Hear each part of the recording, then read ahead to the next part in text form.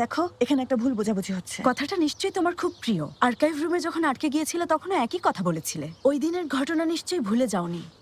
ভুলিনি, আমি কিছু একটা গোপন করছি, কিন্তু তুমি যা ভাবছো সেটা না। আমি আর দেমির এই বাড়ি কিছুই বলতে হবে না। তুমি নিজেকে কেন ছোট করবে? তুমি তোমার জায়গায় ঠিক আছো। মধ্যবিত্ত পরিবারে বড় হওয়া মেয়ে, ইস্তানবুলে এসে বদলে গেছো। তোমার অনেক স্বপ্ন, বুঝতে পারছি। আর তোমার এই স্বপ্নগুলোকে সত্যি করতে হবে। সেজন্যই তোমার বসের সহায়তা নিচ্ছ। সীমা ছাড়িয়ে যাচ্ছ, না জেনে কথা বলা ঠিক না। তাহলে বলো তুমি কি করছো? তোমাদের মধ্যে অনেক বড় একটা গ্যাপ আছে। না তুমি ওর লেভেলে যেতে পারবে, না ও নামতে পারবে। ফ্রেন্ড হিসেবে তোমাকে কথাটা বললাম। রিলেশন হওয়া অসম্ভব। জাস্ট টাইম পাস করছে। মন ভেঙে গেলে কষ্ট পাবে।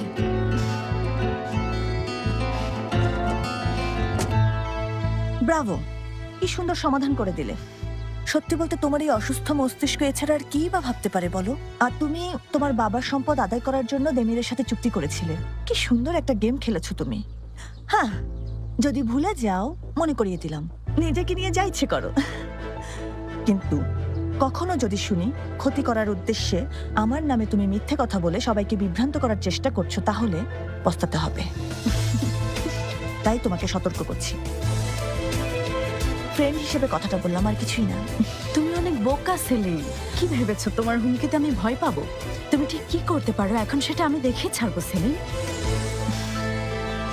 শুভ জন্মদিন।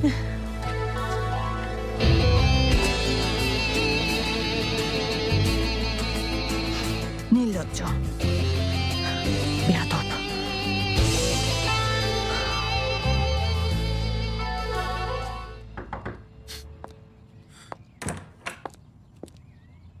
কি ব্যাপার ফিরে এত দেরি করলে কেন? এসো। আরে এটা তো ওয়াশরুম না। ওয়াশরুম ওপরে ফেরু ভাই। হ্যাঁ, থ্যাংক ইউ। পেয়েছো ফেরো? যা পেয়েছি নিয়ে এসেছি। দাও আমাকে, দাও, গাড়িতে রেখে আসি। তুমি বাগানে যাও।